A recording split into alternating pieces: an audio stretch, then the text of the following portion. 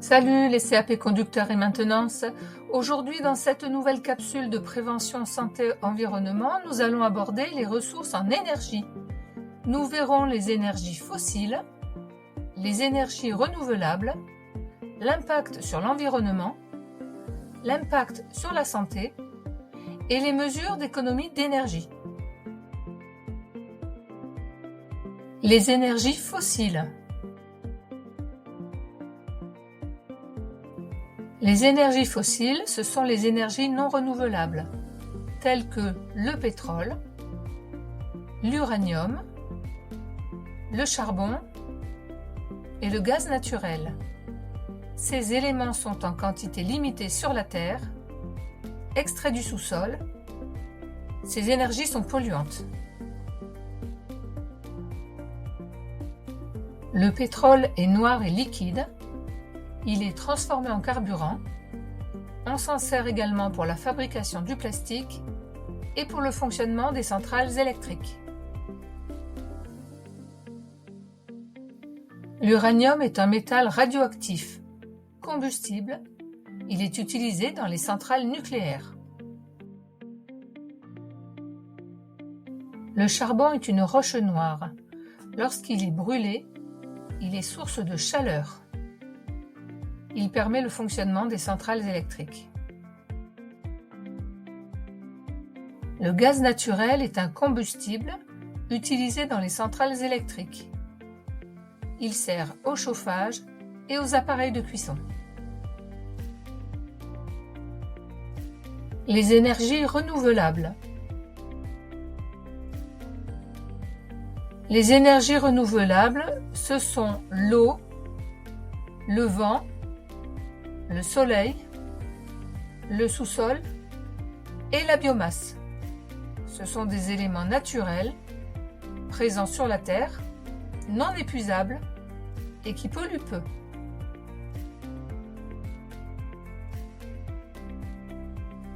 L'eau, la force de l'eau génère l'énergie hydraulique. Elle sert au fonctionnement des moulins à eau et des barrages. Le vent, la force du vent génère de l'énergie et permet le fonctionnement des éoliennes. Le soleil, il est capté par des panneaux solaires qui génèrent de l'énergie et produisent de l'électricité. Ils sont utilisés pour le chauffage. Le sous-sol. Il s'agit de la géothermie. L'eau chaude sous terre produit de l'énergie.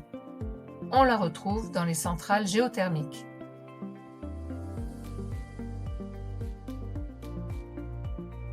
Et enfin la biomasse. Il s'agit d'éléments naturels tels que le compost et le bois qui, s'ils sont brûlés, produisent de l'énergie. On s'en sert pour le chauffage.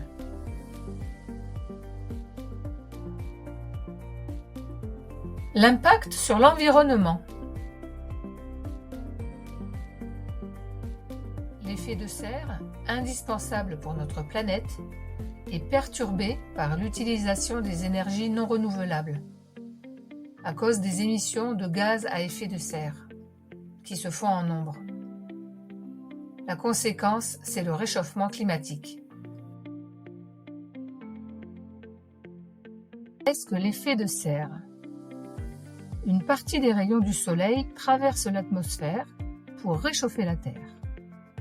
Une partie est renvoyée vers l'atmosphère et bloquée par les gaz à effet de serre qui se comportent comme un bouclier autour de la Terre.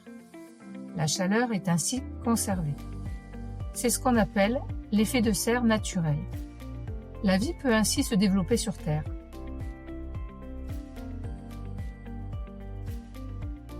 D'autres gaz à effet de serre sont créés par l'humain, liés à l'industrie, au transport et aux activités agricoles. Certains gaz restent plus longtemps dans l'atmosphère et retiennent de ce fait plus de chaleur. L'effet de serre naturel augmente et on arrive au réchauffement climatique. Qu'est-ce que l'empreinte carbone? Il s'agit d'un indicateur exprimé en CO2. Il mesure les émissions de gaz à effet de serre sur l'environnement. En sachant qu'il existe des émissions directes, telles que la voiture, la climatisation, et les émissions indirectes, comme la fabrication d'un t-shirt ou les déchets. Il y en a d'autres.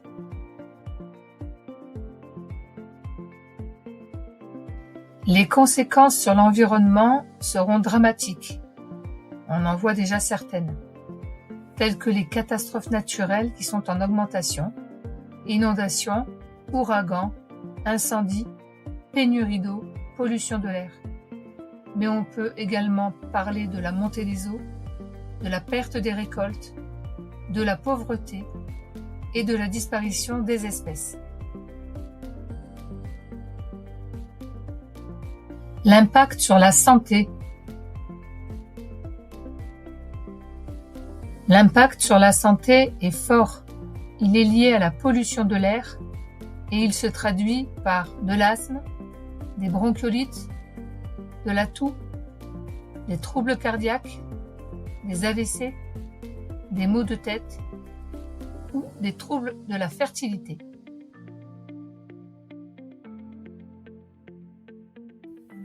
Les mesures d'économie d'énergie.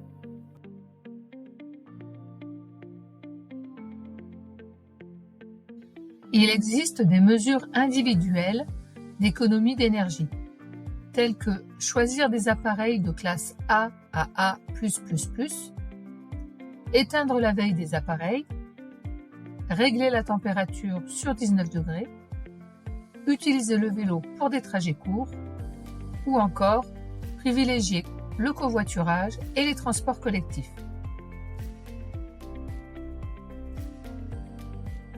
Les mesures collectives d'économie d'énergie concernent les offres des transports en commun, la création d'aires de covoiturage, de pistes cyclables, de zones pour piétons et les crédits d'impôt pour les travaux d'isolation.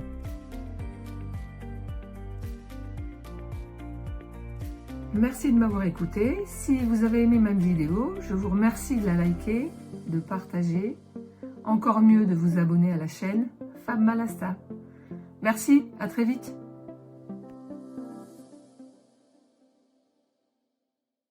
Created using Powtoon.